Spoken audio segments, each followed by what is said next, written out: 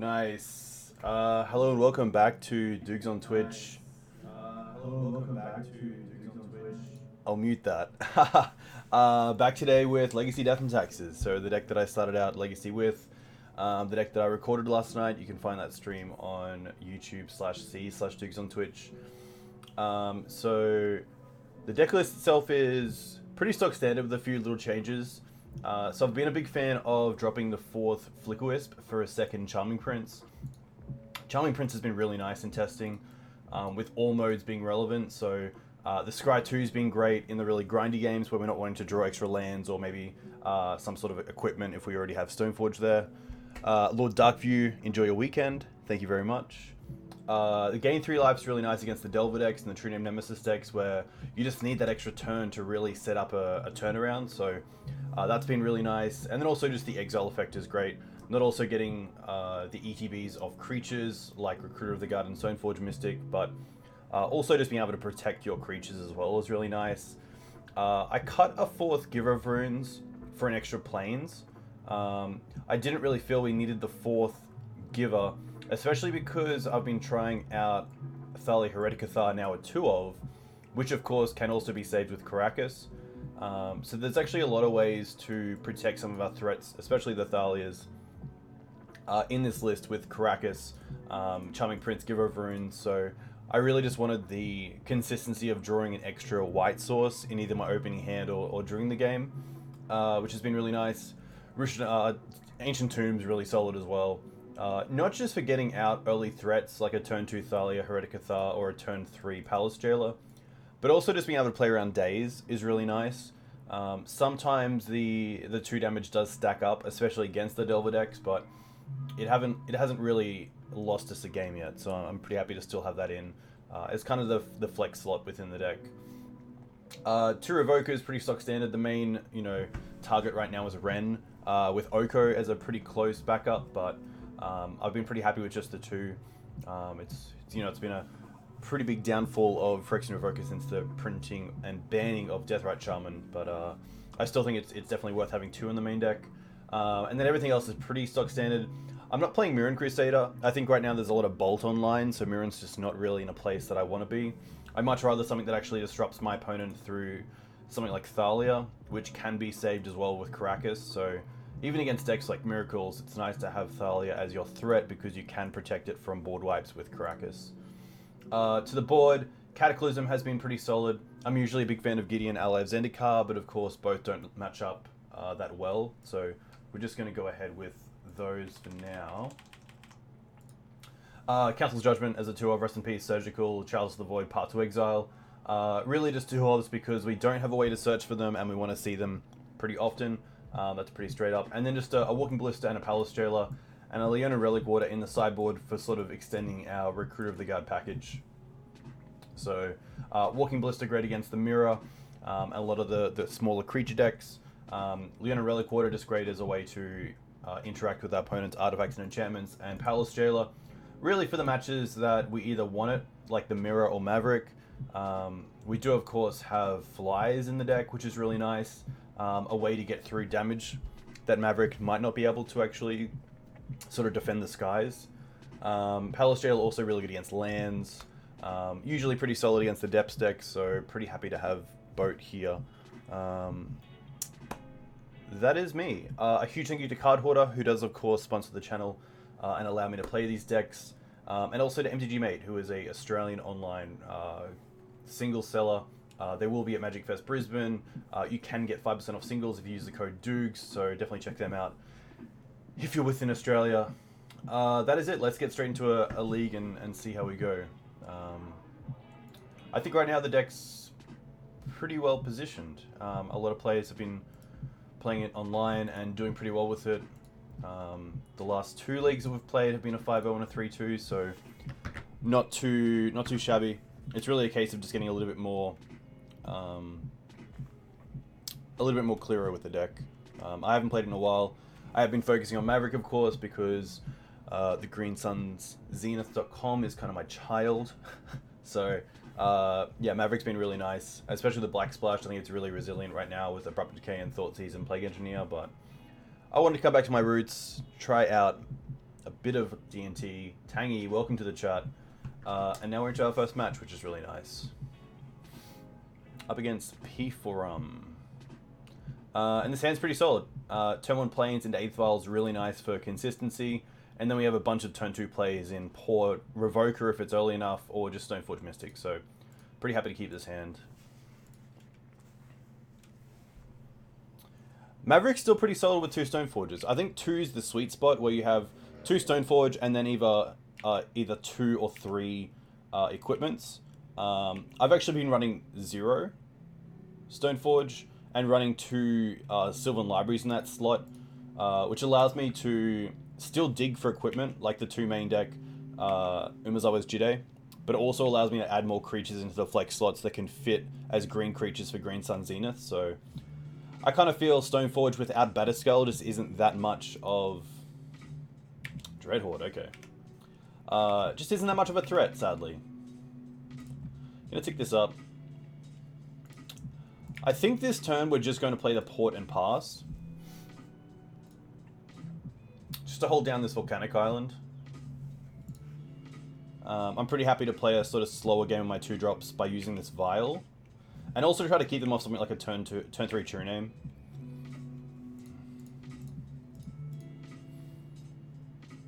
But it's always rough, especially when you know that most likely going to get value off this Dreadhorde right now. But it looks like they're just attacking. Okay. So nothing in hand as of yet that they want to cast.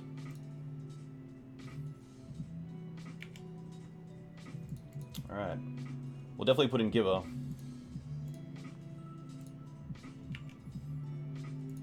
Tick this up. I do like as well now with Charming Prince that opponents have to be aware that Violet 2 can save my creatures like Giver. So even though Giver can't give itself protection, we do have a way to actually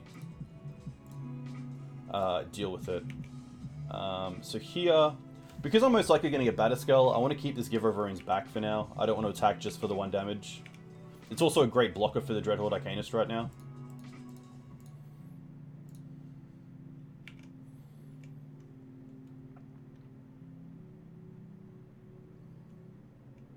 Wasteland's fine. That means that they're not playing a True Name this turn, which is great. And we have more than enough mana to actually just keep our land drops going, which is nice. Chain Lightning. Interesting. So what I could do here is put in Stoneforge Mystic, give protection from red, and then let this resolve, which means that it can't be chained and it can't be Dreadhorde. We can actually just block the 1 damage. And I think that's fine. It saves, I think with this kind of matchup, the 1 damage always comes down to being relevant.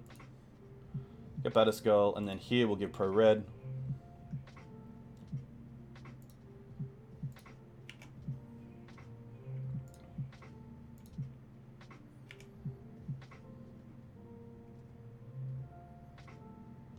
And they're not even going to attack. That's really interesting.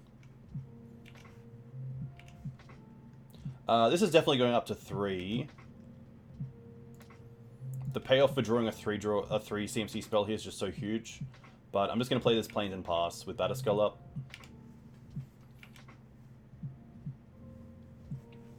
I'm not too sure if my opponent's playing anything like Brazen Borrower, which is definitely a card that I think is going to have an impact on Legacy, especially in these Delver lists.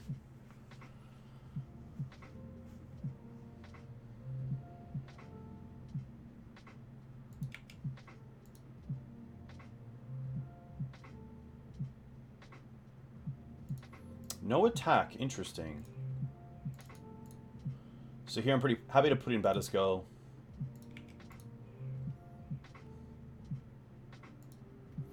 And then it's an interesting choice if I want to put the Aether Vial up.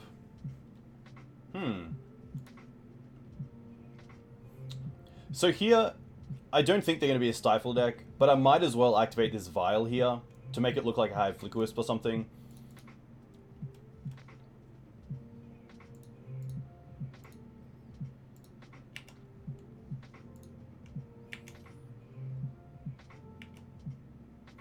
So because they only have 1 land up, I'm pretty happy to put this Vial up to...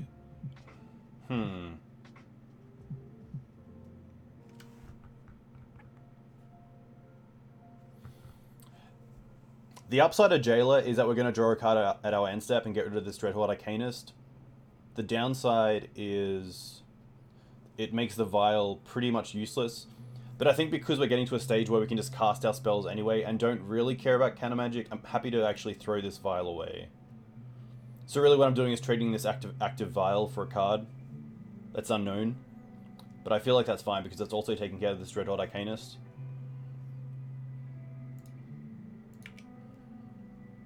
Another Tomik, alright. So let's go... activate this. Put in Jailer. Take out the Dreadhorde.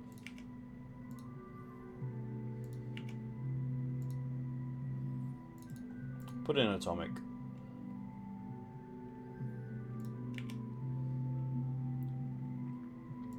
I don't believe there's anything for Revoker to name game 1 against what looks to be just blue-red Delver. But it will be interesting to see what we draw into planes. Okay.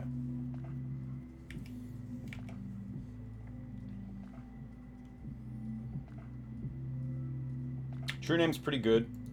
It will take the crown from us, but we do have the option of actually, hopefully, still getting in the air with Tomik. We can definitely say no to this.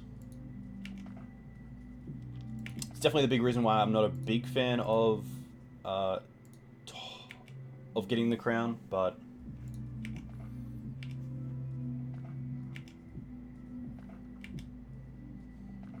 now I'm happy just casting the Revoker, just so we can go a little bit wider, to make sure that if they do attack a True Name, we can attack back and grab the crown. So what do I want to get? Tick up to 5. What could be main deck? I don't think Grim Lavamancer is a card to name because I don't think it's great in the meta, especially with Ren.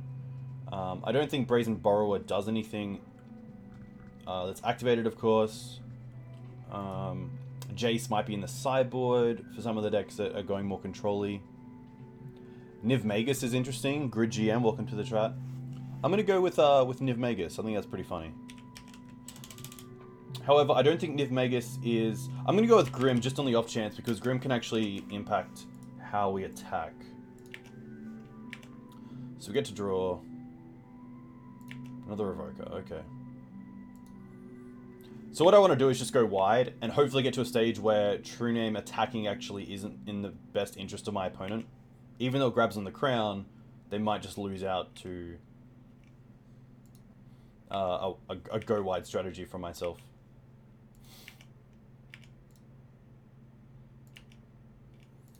Interesting. Gotta put that on the stack. Recruiter of the Guard, okay. So now we're definitely pretty happy to attack first. I guess in case they have Bolt, we kind of have to attack with a lot of things. Maybe like 1, 2, 3. Keep back the Revoker, because that's just a pretty easy trade for the Dreadhorde.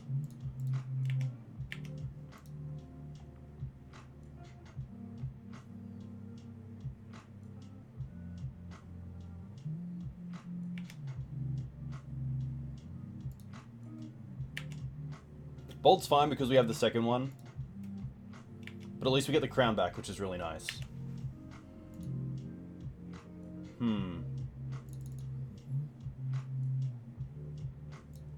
I think we need to recruit here, and then hopefully get Charming Prince. If this gets forced, that's okay. Play another Tomik.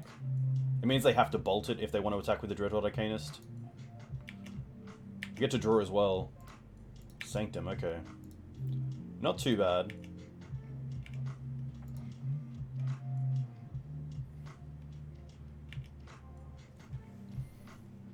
But you can definitely see here where the Palace Jailer can really add inconsistencies to a deck that usually is pretty consistent.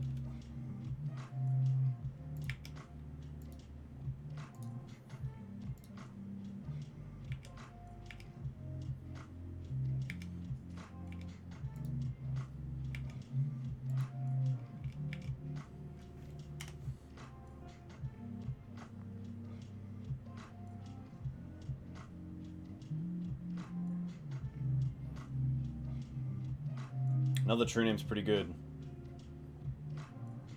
Ugh.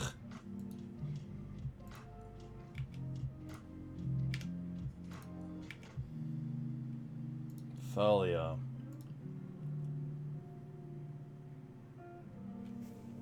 So I mean, we attack here with everything to get through these two creatures, but then the hit back is most likely going to be 3/6. The bolt is 9.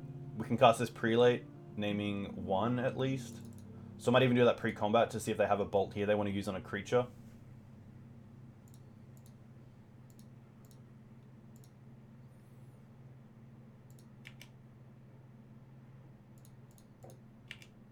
Which isn't a great position. I think this game is lost, unfortunately, but you can see where Palace Jailer, you might just have to be a little bit more constrained with it.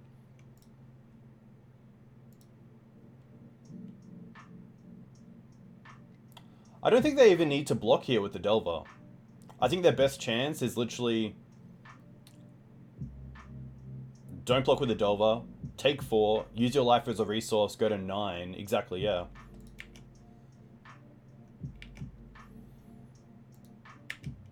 I'm not even sure what's great here. I guess Swords to Plowshares is okay. I'm not too sure how good playing Thalia here is. I could still play the Revoker, I guess, but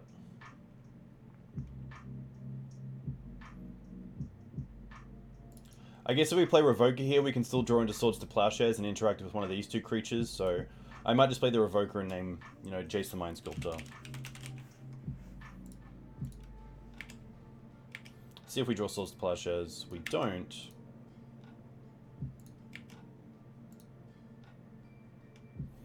But, you know, even little things, like going back to the Aether Vial going up to 4, if we kept it on 3, and that Recruiter of the Guard resolved, and we were able to maybe get to a situation where they couldn't force one of our creatures, it would have been pretty nice.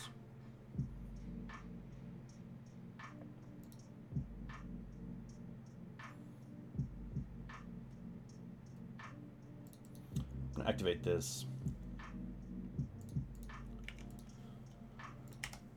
Sadly, we're just 6ing here.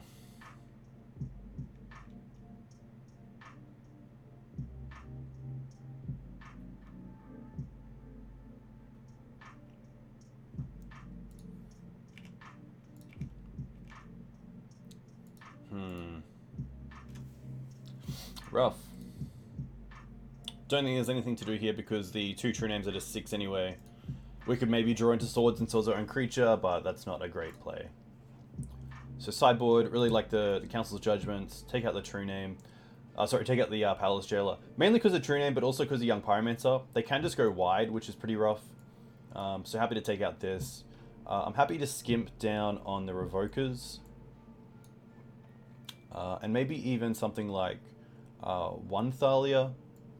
I think Thalia is still great, but I like cutting them down to 3, just because a lot of their hate is most likely going to be neg 1 hate. Maybe something like Blazing Volley. Hey Trout, welcome to the stream. Which is interesting. The Chalices are always a mix because a lot of our great removal is 1 mana in Swords to Plowshares and Path, and Chalice for 1 is really where we want to be in this matchup, so I'm not too sure if that's great. I think I'm happy just bringing in removal and seeing how we go from here. I don't think there's anything that we really want. Rest in Peace is situational, it's really just for the Dread Hordes, but I think we can get away with it. Hey, Lord Darkview with the bits. Thank you very much for the bits. A huge thank you.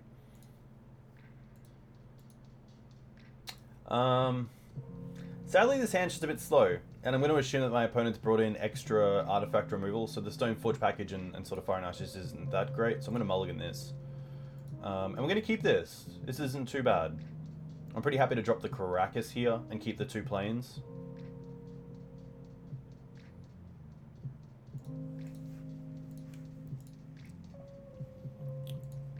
Way better 6, 100%.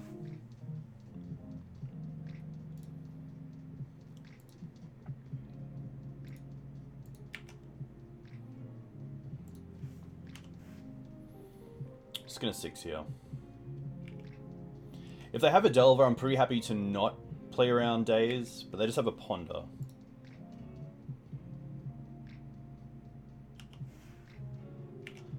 Charming Prince into Scry seems pretty good. Tomik seems okay as well. I'm going to go for Charming Prince. I'm going to go... This is interesting. So, I think Charming Prince is better later on in the game when we really want to know what we're drawing into. So I'm pretty happy just to... I think I actually want a Charming Prince here and scry to find the third land, because next turn, even if we don't draw a land and play Charming Prince, we can't scry and draw that land. So, Lord Darkview, I'm 100% behind that.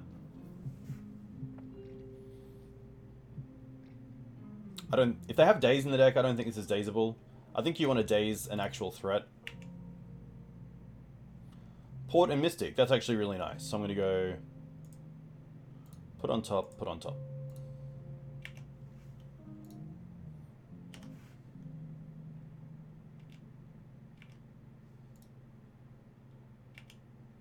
Brainstorm, okay.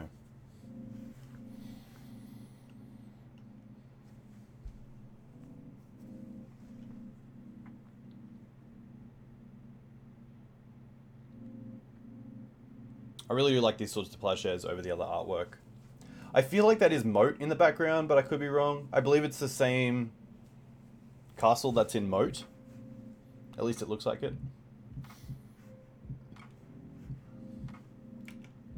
Alright, just a pass.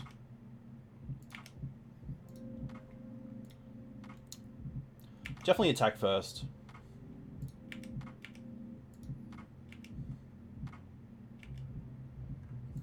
Now it's a case of what do I want to do? I think it's just play the Tomik. We know Stoneforge is on top, so we're not drawing a third land. I think I'm happy with Flickerwisp.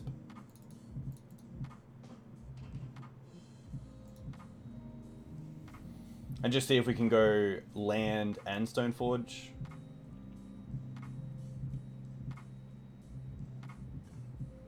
A Daze wouldn't be that bad. I think right now we're quite... I'm really not looking forward to True Name hitting the field, so anything we can do to keep him off that is pretty nice.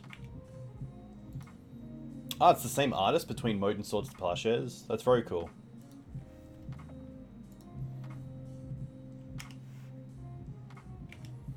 Alright, so we know Stoneforge is coming down. I'm pretty happy to Swords this first, and then don't play around Daze with the Stoneforge.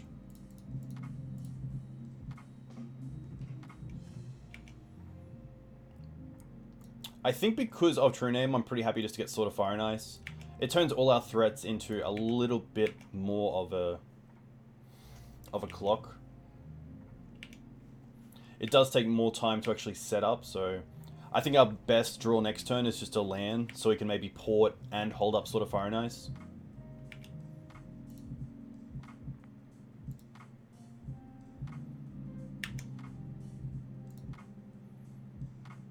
Ugh. Alright.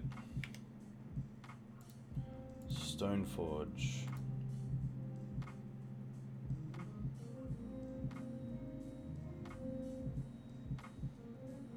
So sadly nothing is unboltable, but I think playing Stoneforge and just getting out another equipment's kind of nice, especially if we're wanting to draw into lands.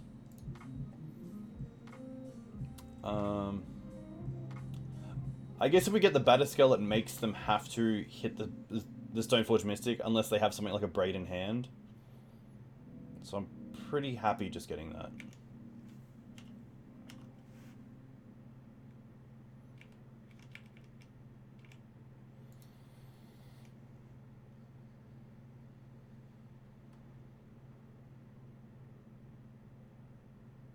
Wasteland's pretty good.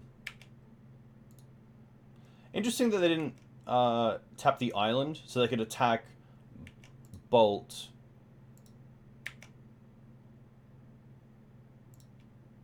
Is it free? Ugh. It is free, okay.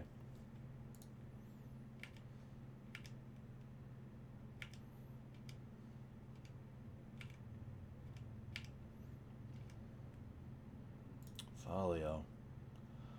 Not really where we want to be. I'm going to go with Thalia. The first strike's really good against this Dreadhorde Arcanist. I can even attack here if I want, which I'm not too unhappy about.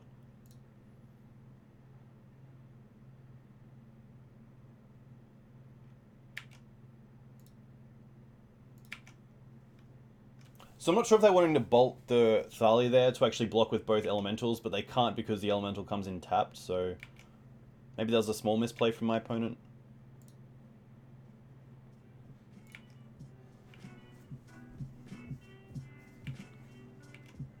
But you can see how different these decks are, especially when we don't have Aether Vial as a start.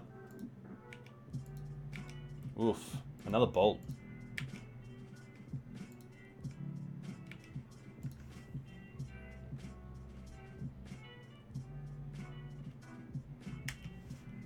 So Dreadhorde just so good here. They're down to one card, but they get to use their graveyard as pretty much a second hand.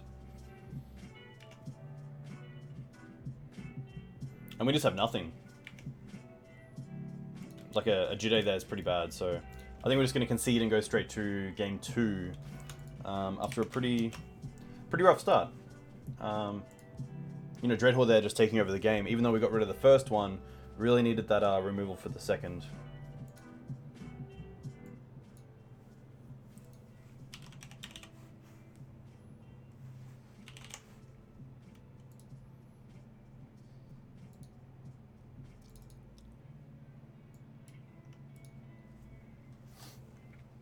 On the play, against Dragon Slayer. Thankfully, we have no dragons in D&D.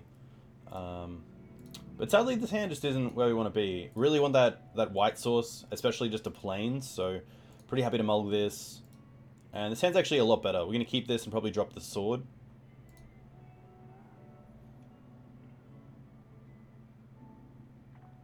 The sword we can at least recruit for.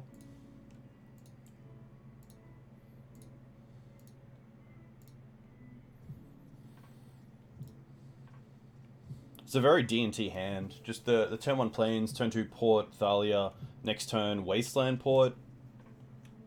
If everything goes well.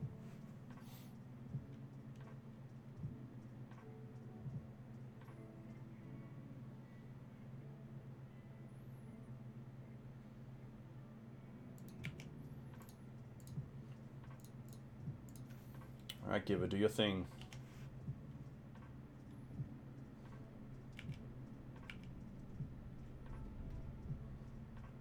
Verdant Catacombs, interesting. Just a basic. Oof. Alright. Okay. This might just be Reanimator?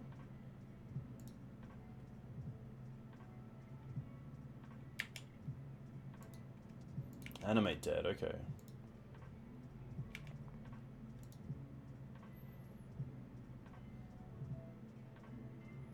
This might even be like mono black Reanimator.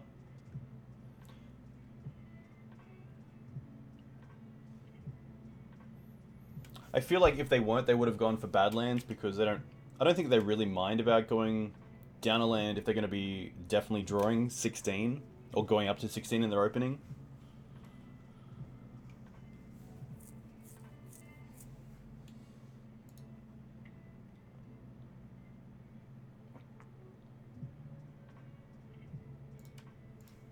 Unmask is fine. Most likely taking the Tomik, because then they can at least attack and gain some life, whereas if the Tomik's in the hand and on the field, if we draw a white source, the Giver can give protection.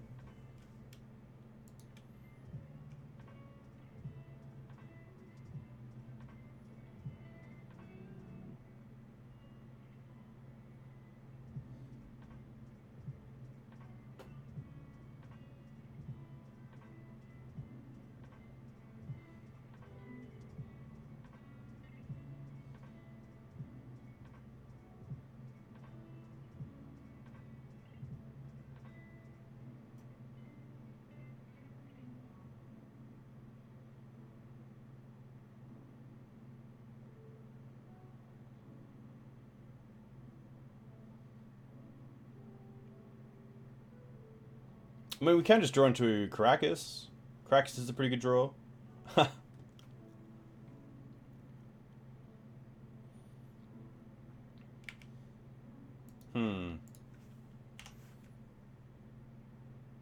I guess we see if we can try to figure out one more card in their deck. Like, they might try to put, like, some random one-off in the graveyard. That will give us a little bit more notice about what's coming.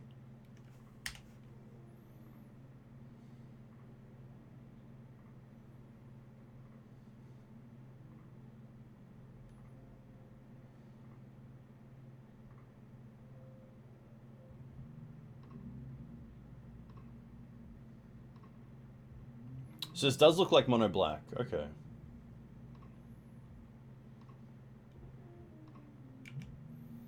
So sadly here, even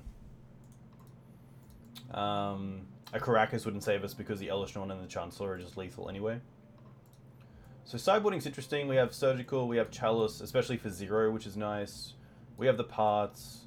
We have Rest in Peace. Relic-Warder seems fine. I think what I really like doing here is just taking out the whole Stoneforge Mystic package. I don't think that's great. It feels pretty lackluster drawing it. Prelate's a little bit too slow. Probably a Thalia's a little bit too slow. Everything else kind of has its place. I don't mind the second Palace Jailer. What do I want it over? Probably one Thalia, especially if we're bringing in so much non-creature spell. The Council's Judgment's interesting, but I'm not too sure if it's really where we want to be. I think this is fine. Could even drop down a land, especially if they're on... Hey, Echo 81.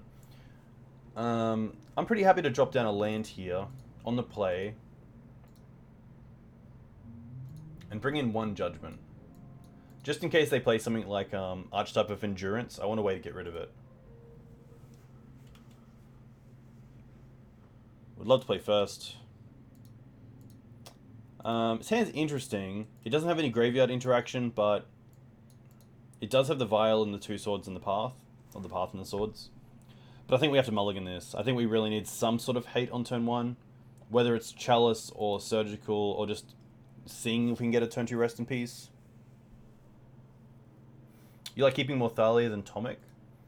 That's fair. I really like Tomik because it is a flyer. And we can go... you know, turn 1 Giver into turn 2 Tomik, which is really good against the Grizzlebrand strategy, but I can definitely see why you would go Thalia over Tomik. I'm going to mulligan this. I really want graveyard interaction. This does nothing against a turn 1 reanimate. Haha, sadly no lands. I guess we keep this and we play Chalice for 0. So I guess we drop...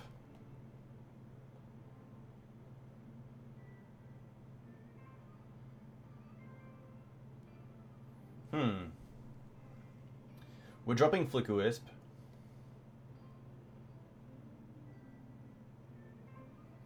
I think it's Flickerwisp and Chalice. Because even if they Chancellor us, we can still play the Plains, play Chalice for 0, then pass. So I think one is Wisp, and I think one is Chalice. Because we're not wanting to Chalice for 1 anyway with the Swords and Path in hand, so the second Chalice is a little bit dead.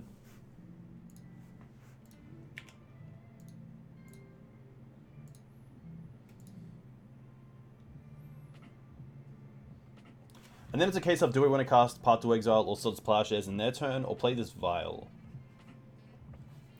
And I think it's actually play the Vial.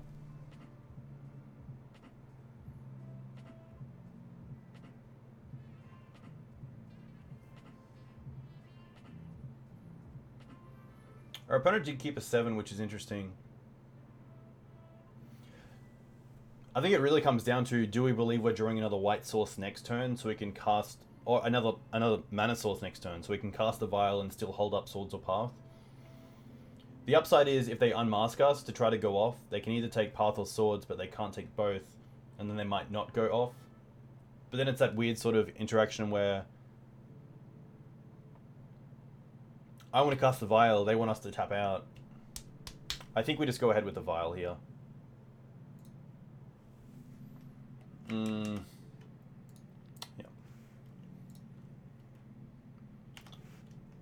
I don't think we're winning the game if we do... Like a looting here would be nice. I would much rather see a looting than anything else. Or a Thoughtseize. Ugh.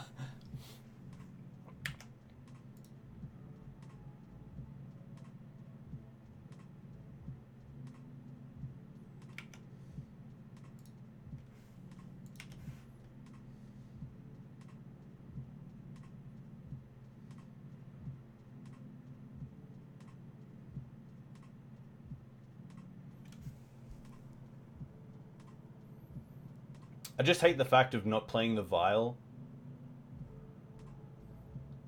It's probably the patient play, and probably the correct play to hold up either Path or Swords, but...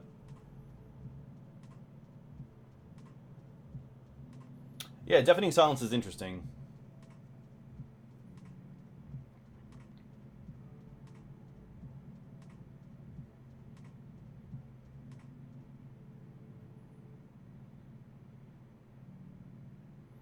Oh, okay, so we get the swords, which is nice, but they do get to sculpt their hand. Probably dropping any amount of Lotus Petal, because the Chalice.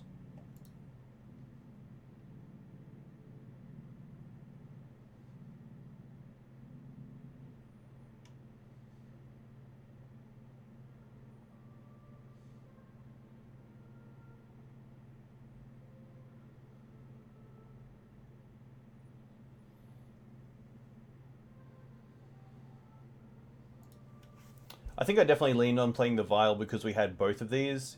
If we only had one, I would definitely keep one up.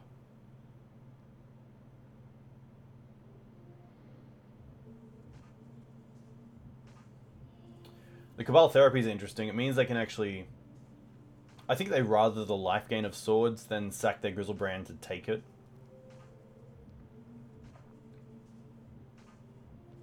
I think maybe our best draw is Surgical here.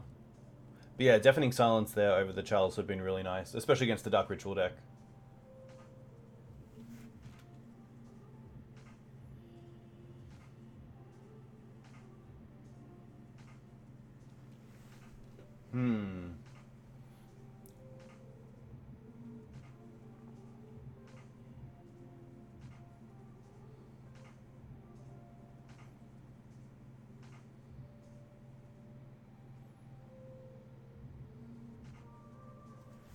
Alright, we'll take a Vial. Swords. I guess because we drew the second one, we kind of want to do... I feel like we just do it now. Which definitely sucks, but... I think the only place we get punished there is if they cast the... Is it Necromancy, which gives a creature haste? I just didn't want to give them the chance there to actually just sack the Grizzlebrand to name Swords to Plowshares and then go off.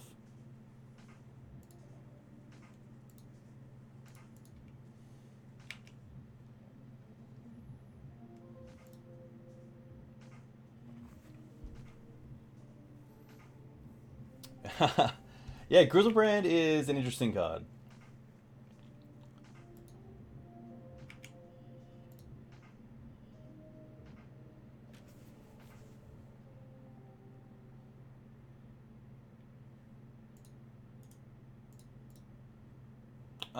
That's not... That's wrong.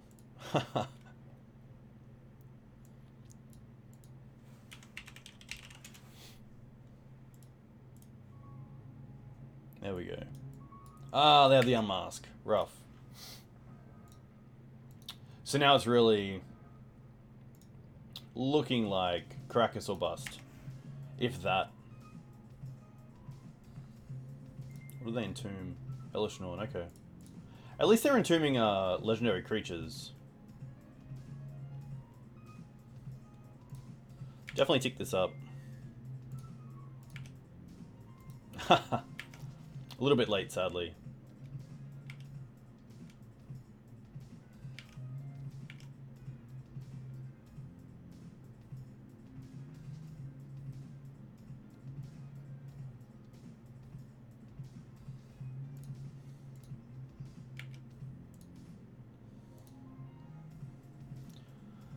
So that's step one. So the hand is Faithless Looting, Unmasked, Chancellor, Bloodstained Mire, Badlands, Polluted Delta. Alright.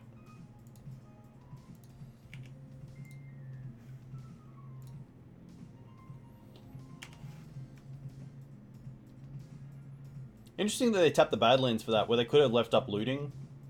I guess they have a land drop though. I don't like that if we see cards with Surgical, they don't show it here with the revealed hand. It really should be. I think 3 is just best here because of Flickerwisp. Oh, always lucky.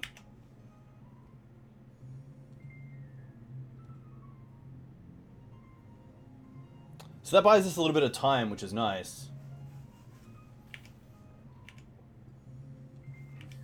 So we'll see if this is like a turning point and maybe we can come back. I mean, Ashen Riders are pretty good out to Karakas, but of course we can put that back in the hand.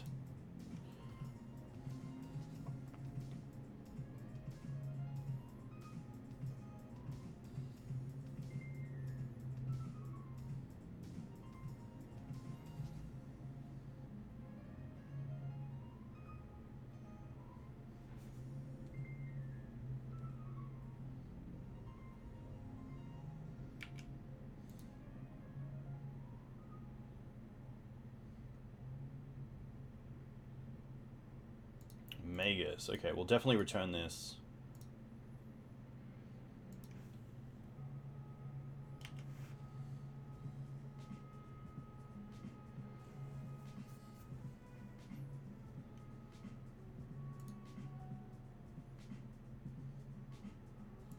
Keep the graveyard over here, so we can actually see it at all times. What's Legacy? Legacy is a format of Magic the Gathering where players have access to pretty much the largest amount of cards that have ever been printed. There are some other formats that do play with a lot of cards, but essentially it's a what's Magic the Gathering? It's a very fun game. That's what I'm going to say. I don't think I want to tick this up right now. Revoker, okay. We can revoke Grizzlebrand here, which isn't the worst.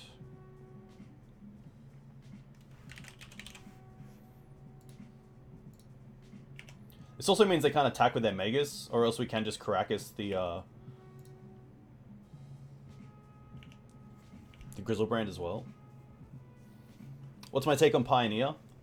I think it's really cool. I think it's a very bad feel-bad when you have a standard deck that ends up not really... When you have a standard deck of cards that don't transition into Modern, it's kind of a feel-bad when those cards do have value behind them and just drop to like 25-cent cards. So it is very nice to have that kind of...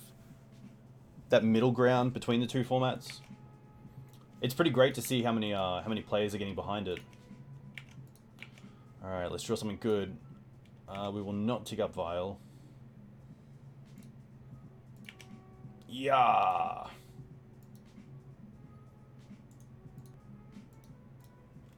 Sadly, that is game. So pretty rough. That's an 0-2 start, which is not what anyone wants. But do you feel as though you're the best Legacy player in your house? I would hope to say so. I can't be sure. I think that the potential of my girlfriend is very high. So I'd like to say that I'm competent, but you know, that's as far as I'll go with saying what my player capabilities are. What about yourself, I Heart Puzzles? Do you feel you are the best Legacy player or player of the format of your choice in your house? Comes at a cost of maintaining a balance in your bank account. Very true. Tangy, what's your take on Pioneer? How do you feel the format will go? I do like that CFB have backed it straight away and started actually showing that they're going to be GPs for the event. Echo. I do like that badge, by the way. Badge looks very cool. Big fan of those. So hopefully we can finish this off with a 3-2. I'd love to just do back-to-back-to-back wins here, but you know that's always gonna be rough.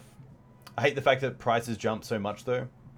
Yeah, it's very true. That's always a little bit annoying, especially when there is a financial side of the game. So you might have more players who are buying cards for the sake of not so much missing out on having the cards to build decks, but more so to gain an advantage financially and sell those cards for a profit. That's always pretty rough, but I mean, that's just the game we play sometimes. Hope you play more green-white lands. That deck is very cool. Green-white lands is a very resilient deck. The problem is the lack of longevity of the format. Yeah, that's fair enough as well. It'll be interesting to see over the next coming months what gets banned. So for those of you who are unaware, Pioneer is the newest format. It's going to be from Return to Ravnica forward. And currently the ban list is 5 cards, and it's the 5 fetch lands that were printed in sort of the standard block a few years ago in Khans and one other set. Yeah, I wonder if Dig and Cruise and of course Deathrite Shaman just aren't that great because there aren't fetch lands. Because fetches definitely gave you an advantage not just by fixing your mana, but also by filling your graveyard. Lost a die roll against Phil 3579. I've been rushing to rebuild paper decks, but I've been focusing on getting something together for modern because I want something to at least just play. Obviously, buying jewels isn't easy. Buying jewels isn't easy. This hand's a mull. I don't like the Batterskull and the Jitte in hand when we already have the Stoneforge Mystic, so I kind of feel like this is just a 5. There's going to be better 6s. And this is definitely not it. I'm not keeping one lander. This one's fine. We'll keep this. We'll bottom 1 Wasteland. And probably the Flickerwisp. Or perhaps it's a basic here. I'm pretty happy going for... I'm going to drop the Flickerwisp. I would love to keep some sort of sheet like Goblin Lackey does for Maverick. Have you seen the one that Brian Cook does for the Epic Storm? Because that one's pretty insane.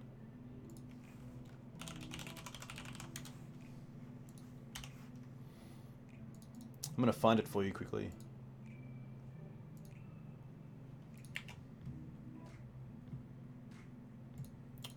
Thalia is a great draw here.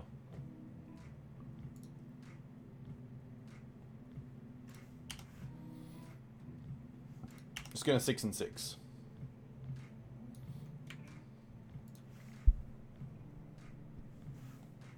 You should actually. I'm gonna quickly find it here. So I'm gonna cast the Thalia.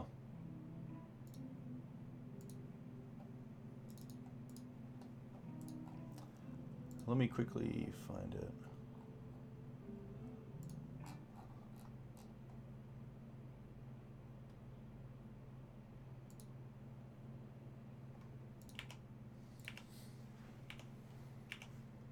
I don't want to attack with Giver there because I want to protect the Thalia, of course.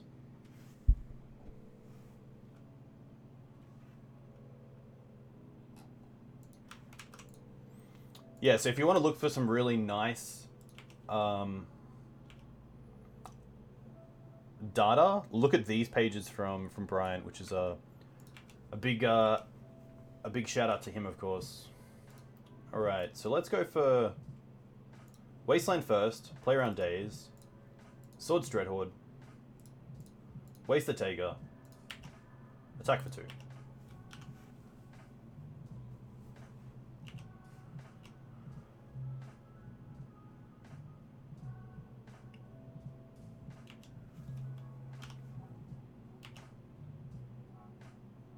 Thalia, interesting. I'm going to play Karakas first. We're going to attack then.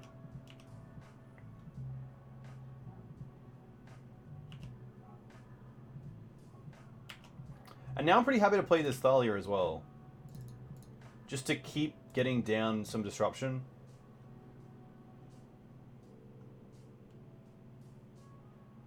They're going to force this. Which isn't too bad. Pitching Spell Pierce. Okay.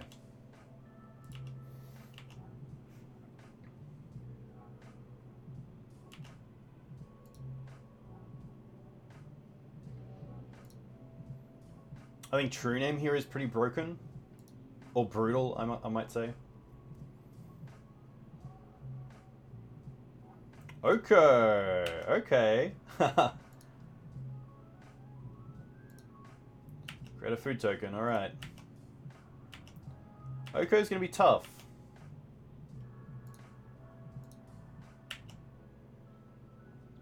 So it's annoying. If we attack Oko, it's just ticking up for 2 and taking 2 every turn.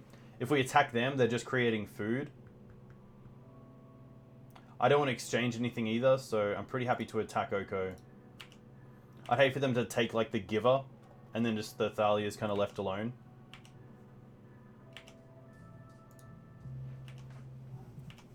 So that's pretty tough. Oko is just so good, especially going up to 6 straight away. I really want to create a Bant, or maybe Bug version of Maverick that plays Oko. And maybe even Gilded Goose. I want to at least try it out. Now the Plains isn't great.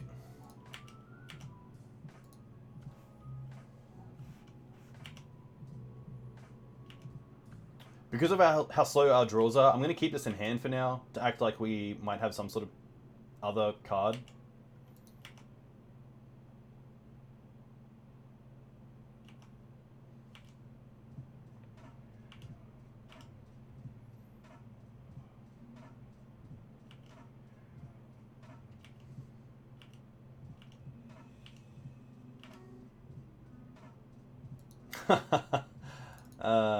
I guess we'll cast this.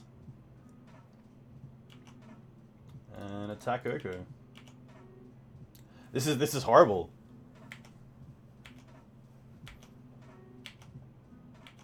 Still not gonna play that land.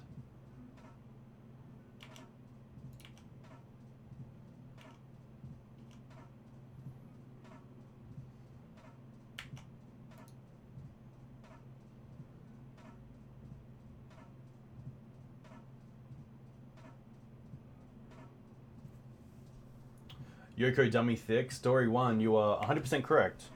I mean, it's ridiculous. What am I supposed to do? I can't attack them because they have the food that can just gain life. And if I attack Oko, it's just time walking. it's so stupid. I won't get tilted. It's fine. This is all fine.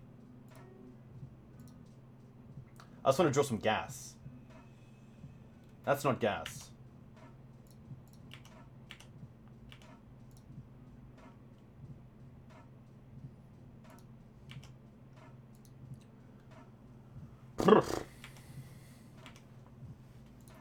I am stuck. I am stuck in a rut.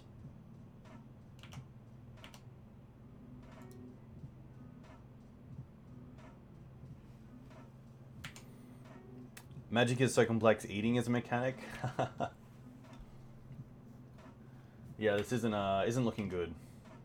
See, I could be attacking with the Giver because he has the Karakas to save the Thalia, but I just don't want to. I don't want to give that up. I don't want to give up their protection.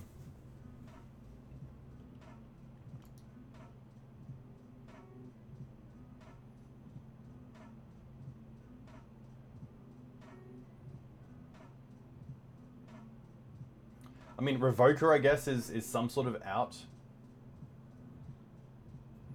What is Green Suns in the lore of the game? I Heart Puzzles, that is a great question. And I wish I had the answer for it. And I really hope that someone in chat does, because I sadly have to acknowledge that I do not know the lore of Green Sun Zenith. Off the record.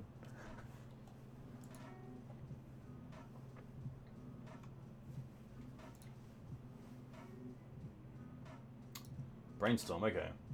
At least our opponent's kind of whiffing. So, you know, they have an Oko, they're able to time walk us. This looks like it might be something like a Tarmogoyf or a Dreadhorde Arcanist. Or just a Ponder, okay.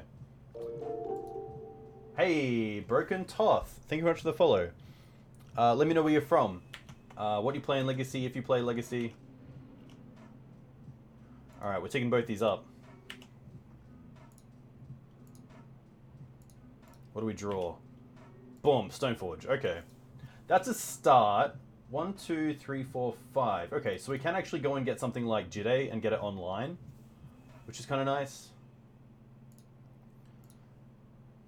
They can't even force because we do have the Thalia.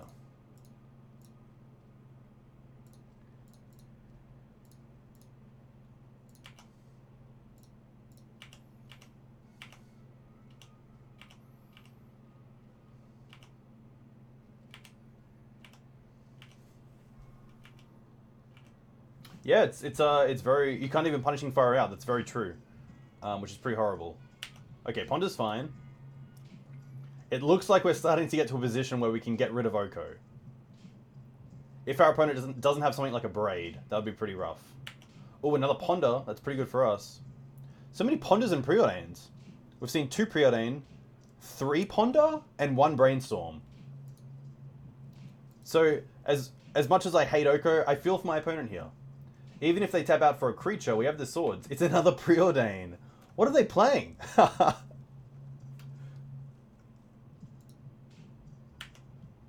Alright. So we can at least kill Oko here. We're getting there. We're getting there. Tick up both of these. Karakas, not the greatest draw. Go to combat. Attack Oko. I guess we can actually attack them. 2, 4, 6. So +2, +2, +2, +2. I bet you they just have another Oko in hand.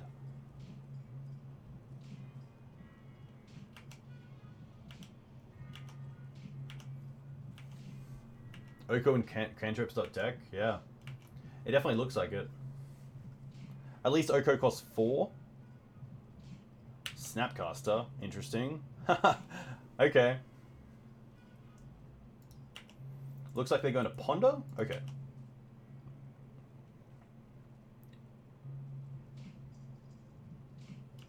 Ponder's fine. I'm going to keep the Swords to Plowshares and use a Jitte counter for the Snapcaster Mage. And these vials aren't going up anytime soon.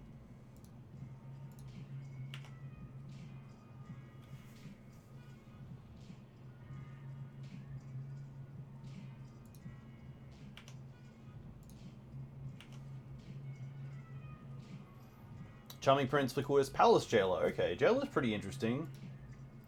I still think we just want to destroy Snap.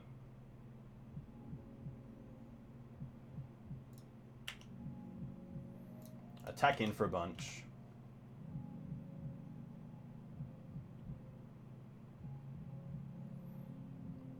I'm not even sure if we want to cast the Jailer.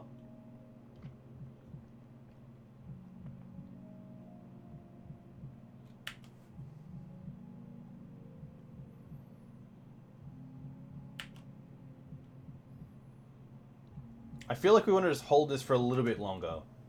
Just in case our opponent plays a True Name Nemesis. Or maybe even to get these vials up a little bit.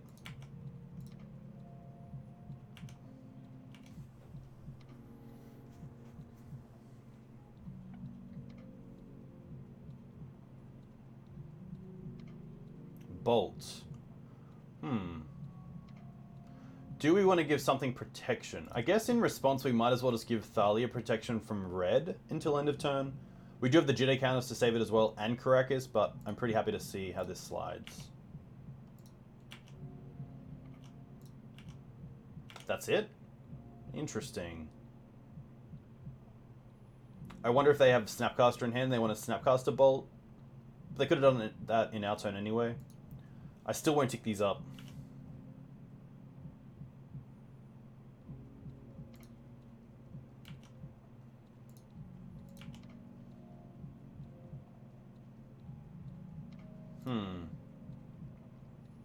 That's pretty nice. So what if we go...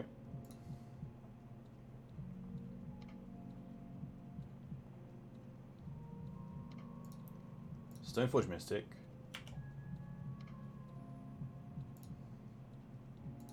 Solidify, nice. Sword. equip? Wow, this can concede. Okay. Well, we know they're playing Oko, so Council's Judgment seems great. Didn't really see much else, let's be honest. I'm not sure if they're a like graveyard heavy deck. We saw Snapcaster Mage. Ren could be in there for all we know. What don't I like? Thalia seems pretty great. Heretic Cathar. I think Snapcaster Mage on... Oh, sorry. Sanctum Prelate on 1 seems fantastic. I still want the Swords to Plowshares for the Dreadhorde Arcanists. I actually think there's no reason for them not to play Ren in this deck. So if they're playing Ren, Dreadhorde Arcanist, and Snapcaster Mage at least, probably even Tarmogoyf, then Rest in Peace seems fine. I think we can drop down on Stoneforges. I'm pretty happy with 2 and then the full package. I could see myself actually dropping down on the Batterskull, but I do like it in a format with Dreadhorde Arcanist. Tomik can most likely come out. And maybe even just 1 Thalia. This seems like a fine choice.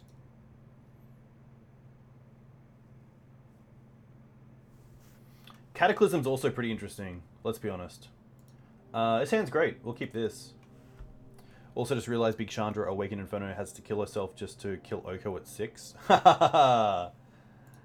Yeah, that's a pretty rough understanding. Ooh, Scalding Tarn.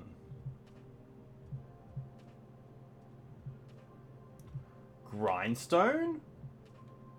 Interesting. This is a painted deck? With day? Alright. That's fair.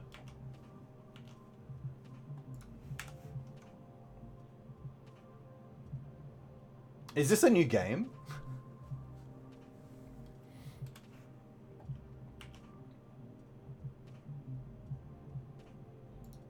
Planes.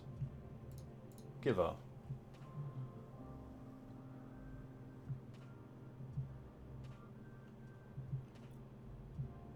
Forcing this? Wow, okay. Going down to 3 cards to force a giver? Interesting.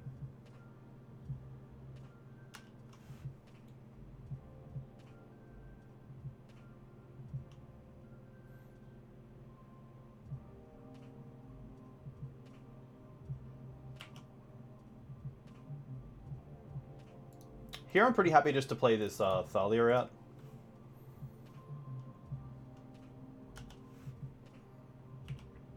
Means they have to fetch up a basic if they want to use that Scalding Tarn this turn.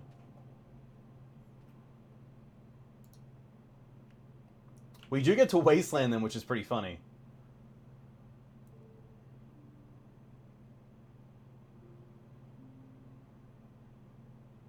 Dreadhorde. Okay, that's fine. I think that's a great target for Palace Jailer, so I'm pretty happy with this. Ooh, Ancient Tomb. We can even play around Days if we want. And I think that's correct.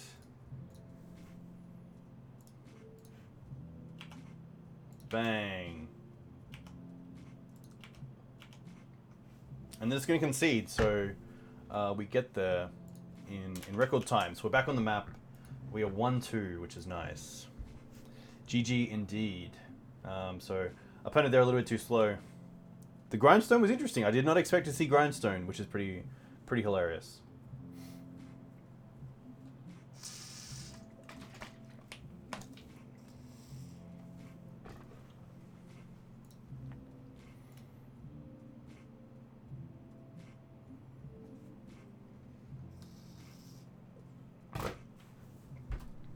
Actually have a Legacy tomorrow for a team event, and I'm not too sure what to play. I'm probably definitely known for playing Maverick and Death and Taxes in paper, but we'll see how we go. I do have Burn, which is pretty funny. Playing as Red Box on the play, which is nice.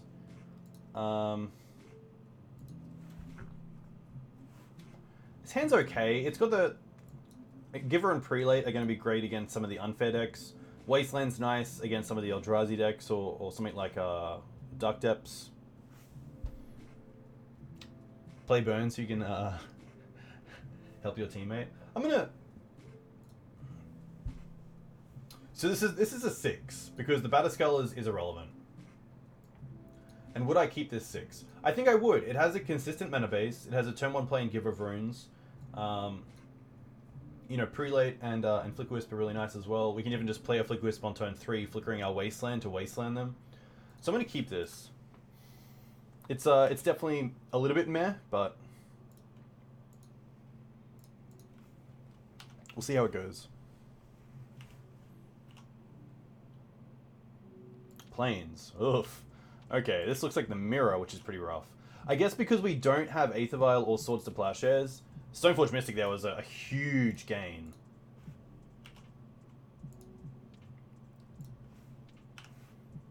I guess I can attack. No reason not to. Unless they sniff out the Swords to Plowshares on Stoneforge Mystic, but I think they keep it for the equipped Jitte creature. It's probably the better play.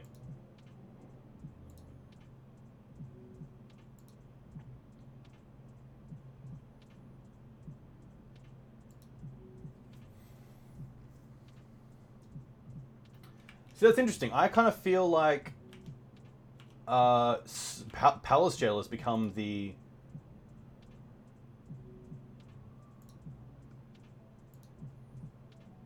Mirror Breaker of choice. I think I just want to hold up Batterskull here.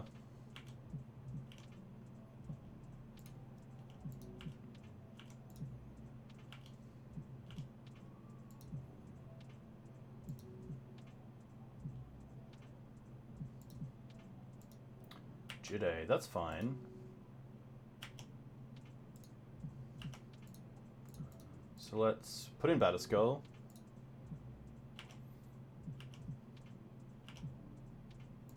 Thalia. We can definitely attack first.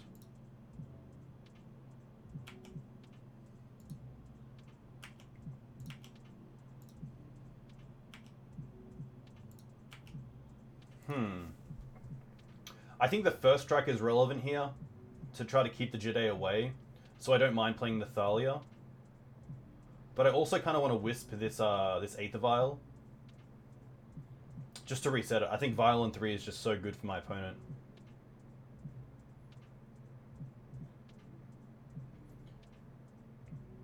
I think because we have the Batterskull, I'm not too scared of Vial on 2 attack with a creature next turn. At worst, it's Thalia because it has first strike, but I'm pretty happy just kind of clogging up the board a little bit here. Making them have a 2-drop in hand, like they have to have it, and they don't, which is great for us. That's a huge play. That's massive. If they had a 2-drop, it's a totally different game with Jitte on the field.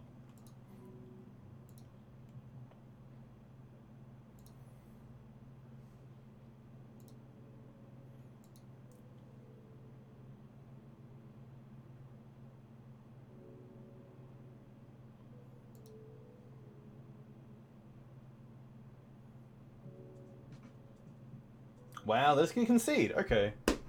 So that was pretty nice because I think the Vial start, especially with Jitte already in hand, is definitely a lot better than having the non-Vial start.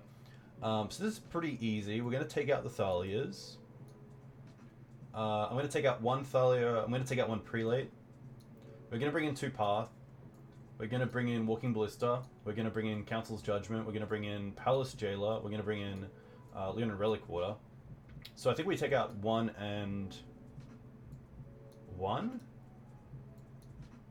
I think that's pretty nice.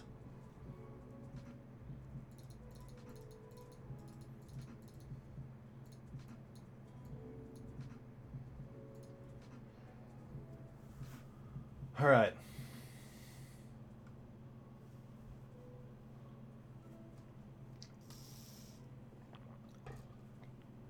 Maybe my opponent just had lands. I mean, I've been there where I haven't had the threats. I've had the Aether Vial and the equipment, but just no creatures to actually put it on.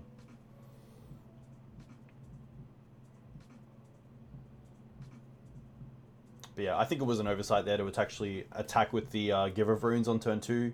I think I should definitely have kept it back. Ooh, the old one-lander. I don't mind this because of the double Swords to Plowshares. So I'm going to keep this.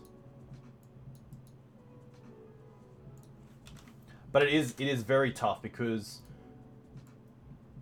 if my opponent has like a non-Aether Vial start,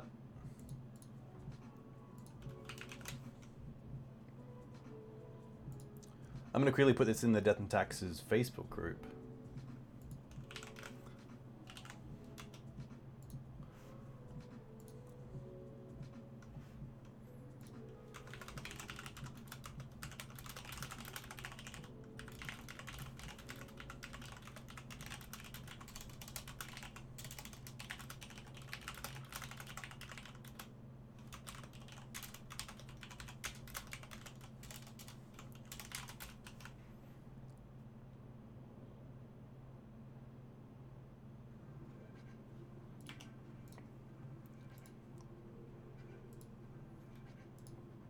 I think it just has so much to it. So like a nothing start from my opponent is huge because it means that even if we play this Vial here, oh like come on, like we can't. I would now hate to lose this game because like the gods have brought down one of the best hands we could have gotten.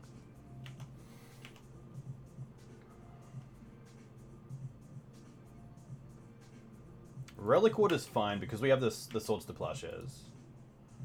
So we can even do something like Giver of Runes. We can even do double Giver of Runes here if we want.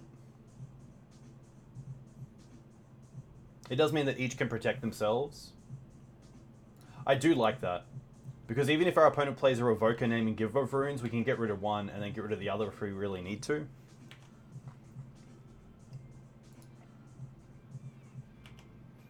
Stoneforge is fine.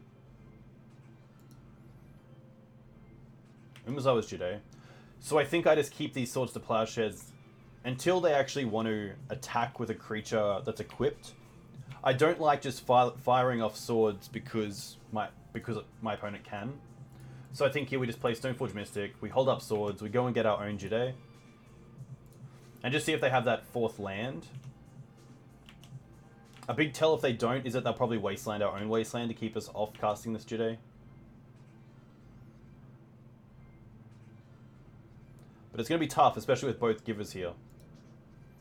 So I think their best play is actually to Wasteland us and put us back a turn. With our only out being Ancient Tomb, which would allow us to actually play the Jitte and equip it in the same turn.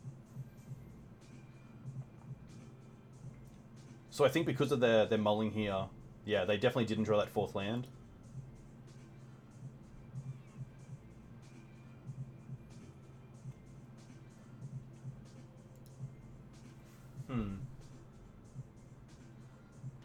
Tomik. Tomik's going to be fine.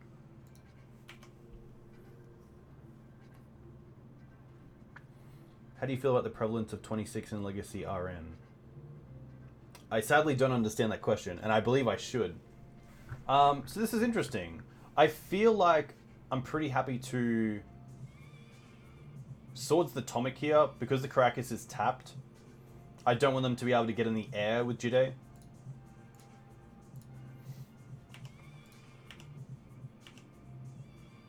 Another Giver. Not the worst. We can also hold up Umezawa's Jitte, which I think is a little bit of a better play. So I'm going to just pass here.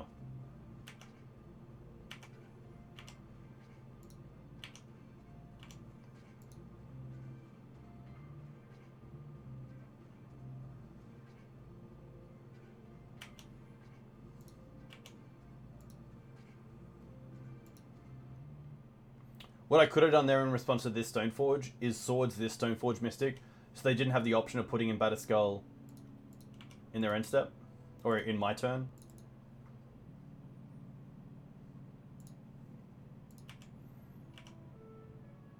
A Wasteland's there is pretty nice.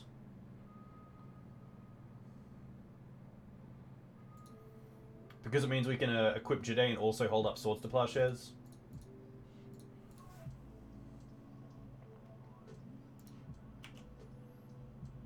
So I'm pretty happy to attack.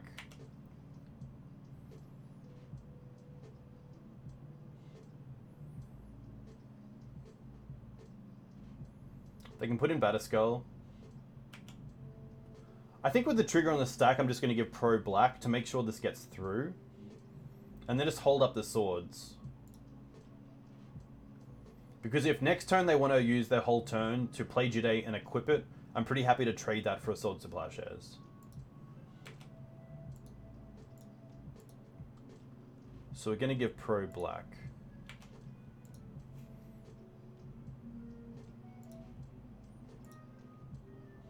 This is fine. It means that I'll definitely kill the Leonin Relic-Warder.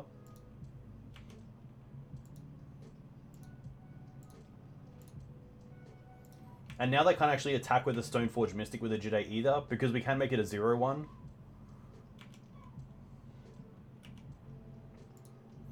We also get back the Aether Vial, which is nice, because this Giver can come online next turn, which allows us to, if they don't Wasteland us here, which they do, we could have played it.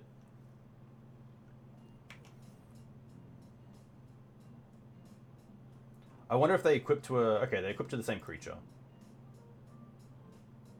So I think here we just swords it.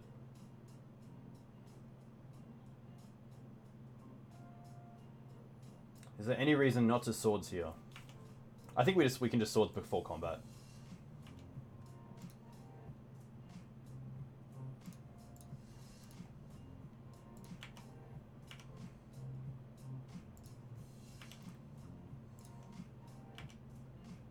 Charming Prince, that's pretty nice. So let's equip.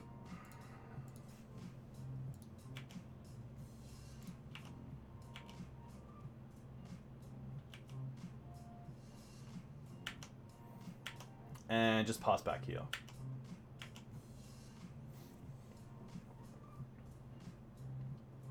Ah, Renin 6 is interesting. Council's Judgment. I think in response we just put in a Giver here.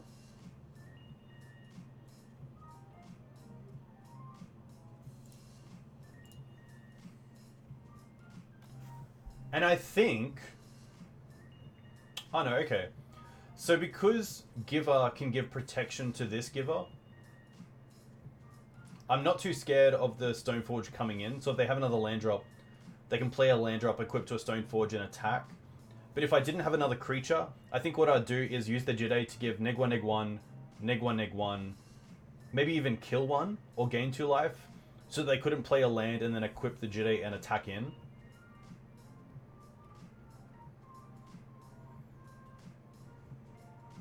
So I think here I'm pretty happy to kill a Stoneforge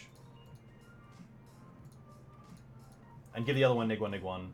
And then this is definitely going towards the Jitte. But there's definitely a world there where you just want to make sure that your opponent can't attack with that Jitte. The 3 Givers are pretty brutal as well. Wasteland. I don't mind Wasteland here because it stops the Karakas. It stops them from getting to 5 mana just to equip the Batterskull. But I also like it because it means one more land for us means we can cast Palace Jailer. So I think we just allow them to untap with, and maybe even get the 5 mana.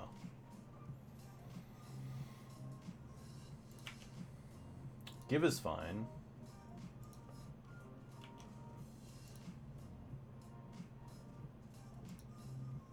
We now have this Charming Prince as well to make sure we hit a land next turn, hopefully. If they have nothing better to do, they might even just try to equip like Jitte to Stoneforge here. Or play another Stoneforge, okay.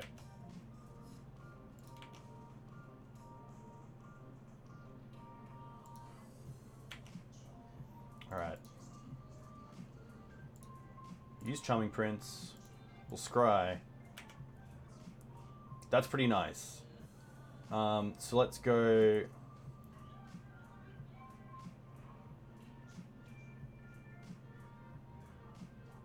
let me quickly see what sword they got, because if they got Sword of Light and Shadow, this changes everything. Sword of Fire and Ice, okay. So if they got Sword of Light and Shadow, I would have rather draw the Relic-Warder, so next turn I can just have Vial on 2 the whole time. So here I'm going to put the Relic-Warder on top, and then the Plains on top. So we can actually draw into the Relic-Warder with the Palace Jailer trigger.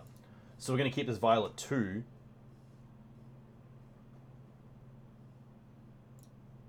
We're going to draw the Plains. which is really nice. We're going to take out this Giver of Runes, which means they can't even get through. We can attack for 2. And then we also draw into the Relic-Warder as backup, which is just insane.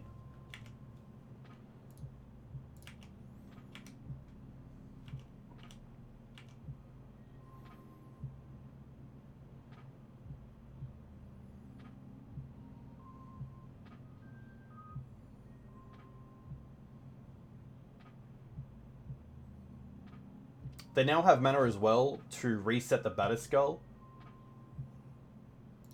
So I'm just going to pass here. I'm not going to play that. I'm going to keep this at 2 as well.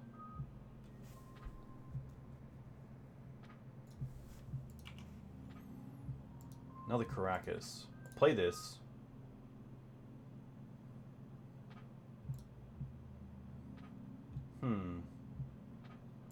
Because their play is most likely Batterskull, return and play with a Stoneforge, what I can do is Wasteland the Karakas.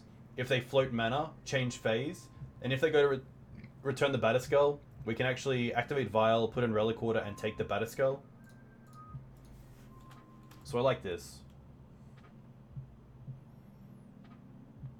There's the return.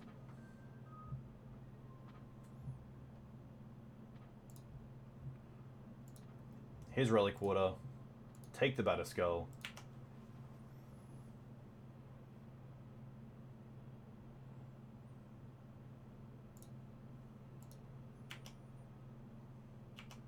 Wasteland resolves. Now we can happily attack with both of these creatures. And draw a card in our end step. Pretty nuts.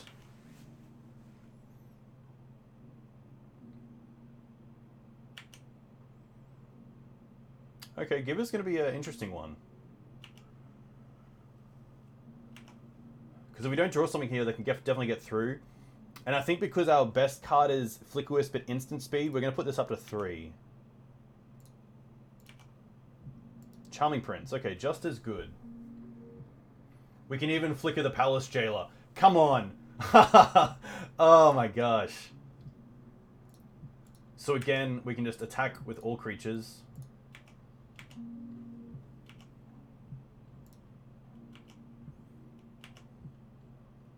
Insane. Insane.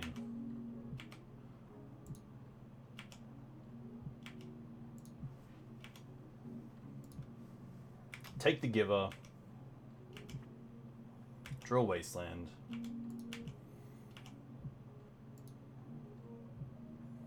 That's why Charming Prince is just so good. Like, what can you do? What can you do? Hey, Efli Forzak Nakpom. I wish I could say your name. Thank you very much for the raid. It's really nice. What were you playing? And where are you from? So at 2 and 2. You have the Prince and you're the Monarch? Yeah, it works out nice. So luckily with the attack with Jailer, we do have the 3 Giver runes, so we can still give 1 protection for white, and then also have 2 back in case anything goes wrong. So that's why I really just wanted to get that that damage through and get in. But we're 2 and 2, so we've come back from the O2 start, so we can hopefully finish this up with a 3-2, which would be pretty nice. Always like getting a chest.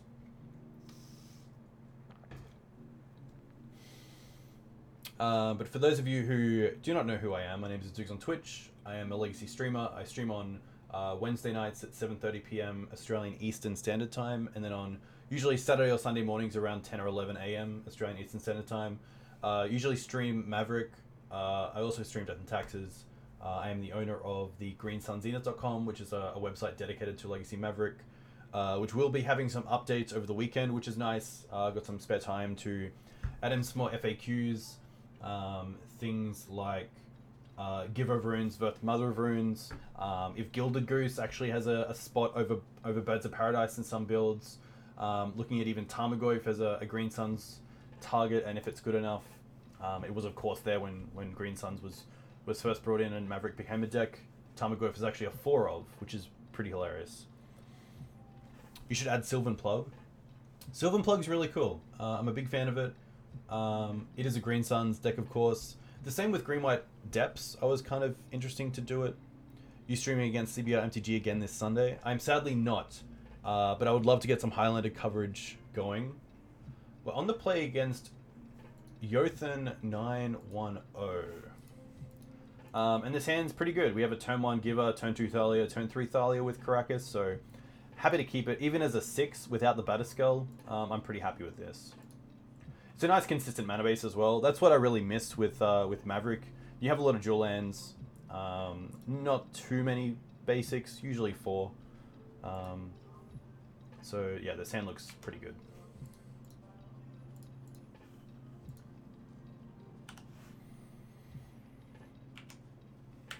But yeah, CBR MTG is of course a Canberra-based Magic community from Canberra, Australia, in the ACT. Put out some really good content, legacy content every Sunday, or most Sundays and Tuesdays, I believe, with Nick Fennell, who's an Elves player but plays a good range of decks. Preordain, okay. So yeah, definitely check out CBR MTG if you do like good quality legacy content. You may have known Angus from a Highlander stream with Pleasant Kenobi going through the 7-point Highlander format. Alright, I'm still happy to jam this Thalia in 2 days. I think the upside is just so much better. And I'm going to keep back the Giver for this turn. Just in case they are a bolt deck, I don't want to get this Thalia bolted.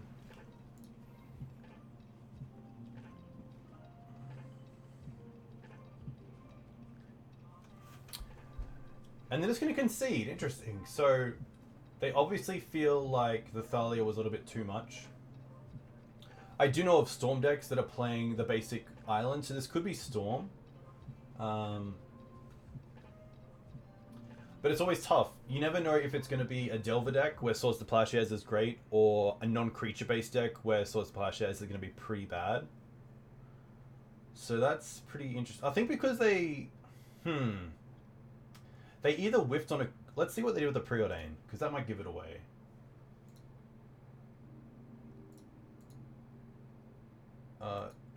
Oh, hide game. Oh. Stop ignoring chat. I want to see the game log. Where's the game log? Is it... Can I not?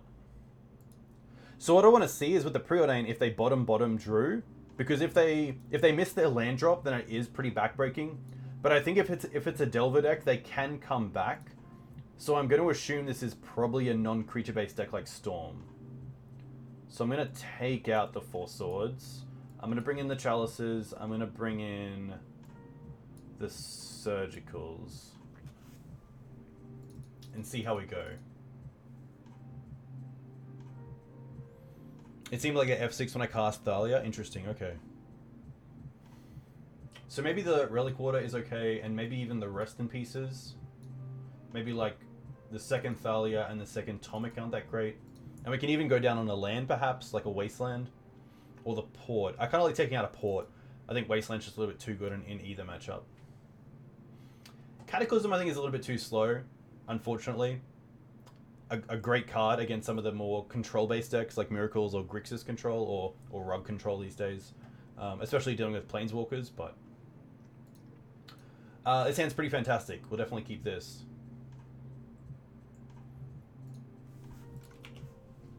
Having 2 pieces of interaction is really nice. So if they go for like a Underground Sea here, and maybe like Thoughtseas, still going for Island. Interesting, okay.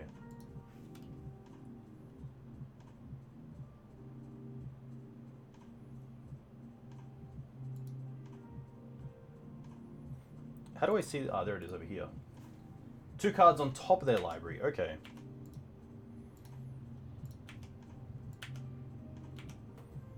Port. Let's go for Plains. Let's go for Chalice for 0. And then cast Vial. Okay.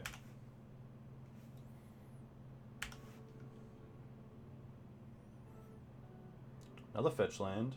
And just an untap. Interesting. So here I have the ability to port my opponent in their turn or play the Thalia.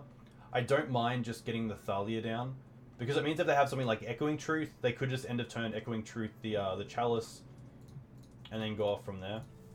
I'm going to play the port over a Plains, because if I draw into Wasteland, I can port and hopefully Wasteland my opponent in the same turn.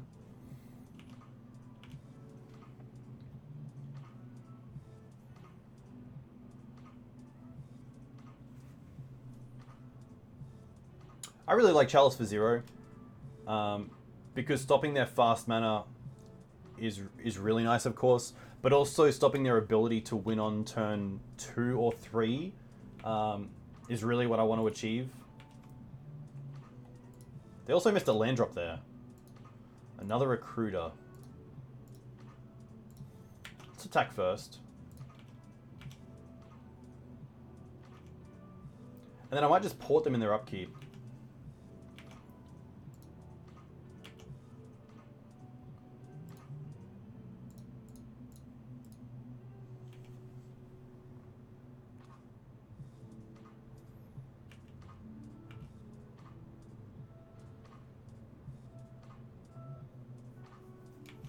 Tropical Island. Interesting. I'm going to activate this. See if they respond. They don't. Okay, this goes up to 3. Giver. Definitely play a land.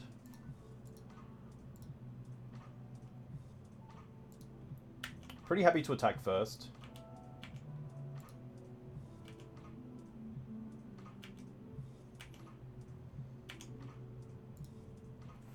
And so now I'm pretty happy to actually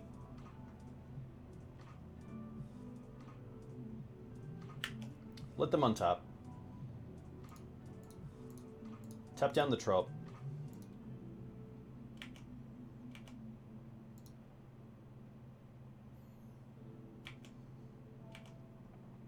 I could have played the Giver there as well. That's probably a misplay.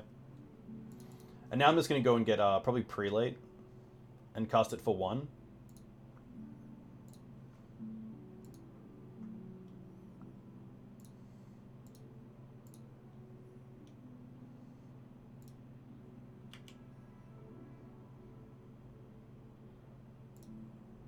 Ooh, the discard. What do they discard? Hopefully it gives it away. Infernal Tutor. Okay, so it is Storm. Okay. So then I'm going to assume Massacre's in the deck. So I think Prelate's just going to go straight for 4.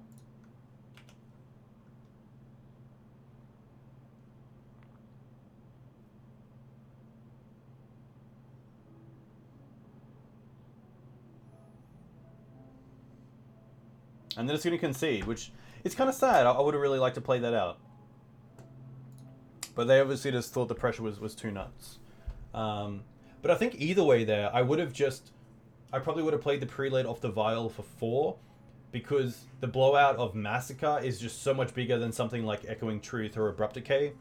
So making them have more than one removal spell and actually go off through Thalia, the Chalice, or the Prelate, it's a lot better than them just massacring and going off. And with that Giver of Runes, it gives them 1 turn to find sort of the double piece of removal, so that was pretty nice. So although we did start on 0-2, it's nice to finish with the 3-2. Little Duck View, thank you very much.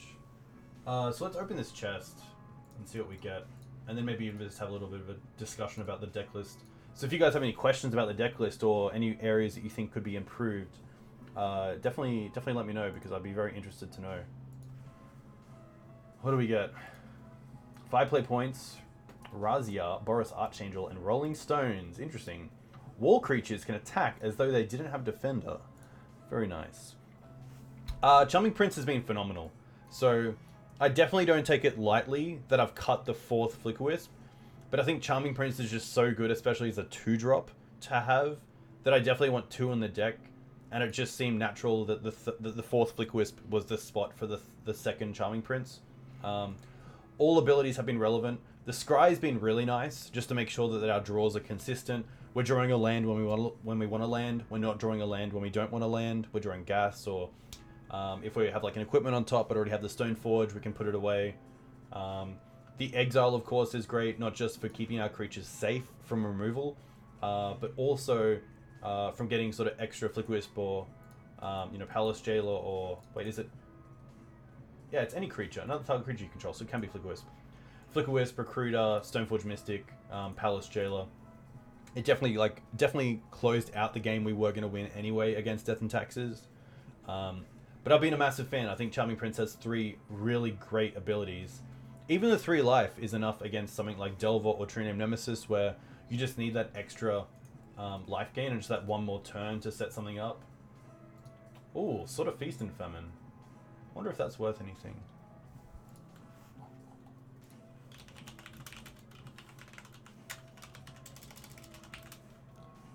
Promo Magic Online? Is this not foil? $3. Oh, that's not it. Kaladesh Invention, I guess? $2. Okay. Classic. And one more. Angelic Chorus. Whenever a creature enters the battlefield under your control, you gain life equal to its toughness and 15 play points. Nice. But that is me. You can find this stream up on my YouTube channel, YouTube/C/Dukes on Twitch. I'll be back next Wednesday with some more Legacy content. Most likely going back to Maverick, but we'll see how we go. This deck's just been so much to play. I've been really enjoying it. A huge thank you to those that came in tonight and watched, or this morning, of course.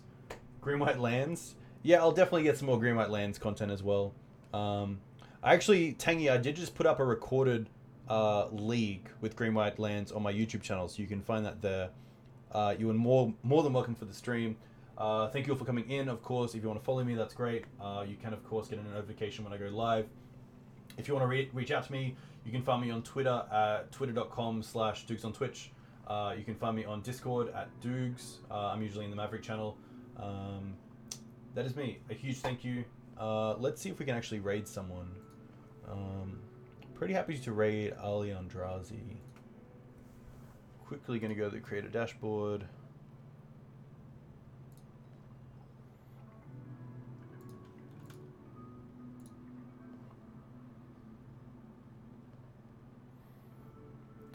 Huge thank you. Enjoy your evenings. Ms. Buddha, thank you very much for the follow. I hope you have a great weekend. Hopefully see you in chat next time. Thank you very much.